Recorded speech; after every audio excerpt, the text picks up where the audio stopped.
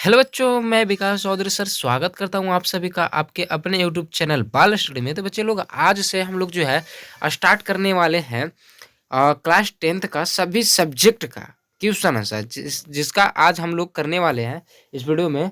Europe में राष्ट्रवाद यानी इतिहास का पहला चैप्टर जो है यूरोप में, सॉरी यहाँ पे इतिहास है ना। इतिहास का हम लोग पहला चैप्टर करने वाले हैं यूरोप में राष्ट्रवाद का अति लघुत्तरीय प्रश्न। इसके बाद आएगा लघुत्तरीय, फिर आएगा दीर्घोत्तरीय, और इसका जो आंसर रहेगा ना एकदम सटीक रहेगा, आपको याद करने में आसानी होगा, ज़्यादा लंबा लंबा नहीं रहेगा। तो आप चैनल को सब्सक्राइब नहीं किए तो चैनल को सब्सक्राइब कर लीजिए, ताकि जब भी वीडियो हम डालें तो आपके पास नोटिफिकेशन पहुंचते रहे। और एक बात और कि अगर आप लोग कक्षा 10वीं की तैयारी करना चाहते हैं तो हम जो है न्यू बैच लॉन्च करने वाले 20 जनवरी से, ठीक ना, 20 जनवरी से लॉन्च करने वाले हैं। तो आप लोग जो जो ज्वाइन होना चाहते हैं, जो जो पढ़ना चाहते हैं पूरे साल हमसे, तो इस नंबर पे 99 0 53 0 44 40 इस नंबर पे जो है आप मैसेज कर सकते हैं। 99 0 53 0 44 40 बाबू लास्ट में जीरो कर लीजिएगा, ठीक ना। इस नंबर पे आप मैसेज कर सकते हैं हम पे, और आप जो है ज्वाइन हो सकते हैं। मात्र 449 रुपये में बाबू। आप नाइन्थ में हो, आपके परिवार में नाइन्थ में हो, या तो आप खुद 10th में पढ़ रहे हैं, है ना। तो आप नाइन्थ और 10th दोनों बच्चों के लिए जो है 499 रुपया, सिर्फ 499 रुपया में एक बैच लॉन्च किया, जो कि पूरे साल होगा। इसमें आपको सभी सब्जेक्ट का नोट्स, ठीक ना, फिर ये क्वेश्चन आंसर का नोट्स, पीडीएफ सभी कुछ मिलेगा, ठीक ना। तो आप लोग ज्वाइन होना चाहते थे इस नंबर पे संपर्क जरूर कीजिएगा। लेकिन चलते हैं, अब हम लोग स्टार्ट करते हैं। तो यूरोप में राष्ट्रवाद का पहला क्वेश्चन है अति लघुत्तरीय का, कि राष्ट्रवाद क्या है बाबू। तो देखिए, राष्ट्रवाद ना बाबू एक मतलब देश के प्रति प्रेम रखना या लगाव की भावना को हम लोग जो है राष्ट्रवाद कहते हैं, ठीक ना। जैसे इसका देखिए उदाहरण देखिए, सॉरी मतलब इसका परिभाषा देखिए, कि राष्ट्रवाद किसी विशेष भौगोलिक, सांस्कृतिक और सामाजिक क्षेत्र में बसने वाले व्यक्तियों में एकता की भावना को जागता करता है। राष्ट्र में यानी कि देश में एकता की भावना को क्या करता है, भावना को जगाता है। यह देश के प्रति प्रेम और लगाव का भावना है, लगाव की भावना, ठीक ना। यह देश के प्रति प्रेम और लगाव की भावना है, इसे ही राष्ट्रवाद कहते हैं, ठीक ना। चलिए देखिए, याद हो जाएगा, बहुत ही सिंपल है।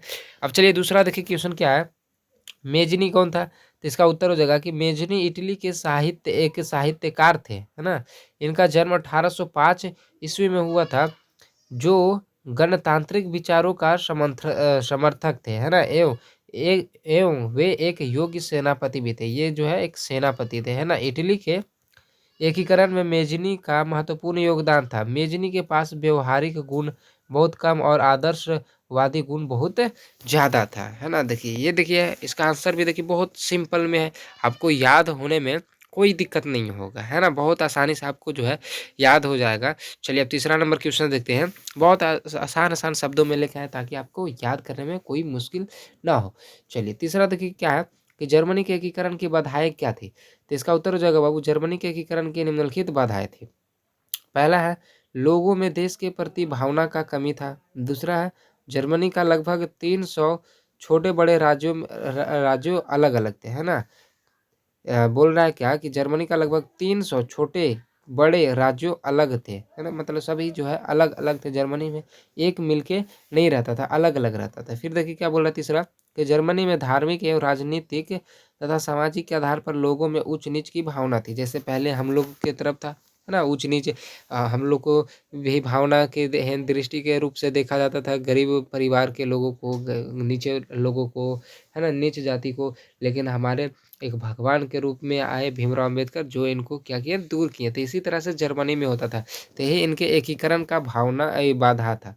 जब तक ये दूर नहीं होगा, एकीकरण नहीं हो सकता, मतलब एक समान नहीं हो सकता। चलिए इसका एक और देख लेते हैं। चौथा है कि शक्तिशाली राज्य कभी नहीं चाहता था कि जर्मनी का एकीकरण हो, और जो शक्तिशाली था वो नहीं चाहता था कि जर्मनी का एकीकरण हो। नहीं तो अगर एकीकरण कहने का मतलब अगर लोग एक साथ हो जाए, नीच ऊंच जात पात छोड़ के अगर एक साथ लोग हो जाए, तो फिर सबसे शक्तिशाली न बन जाता ये, इसीलिए वो नहीं चाहता था। चलिए अब अगला देखिए क्वेश्चन, चौथा और लास्ट क्वेश्चन है, कि मेटरनिख युग क्या है।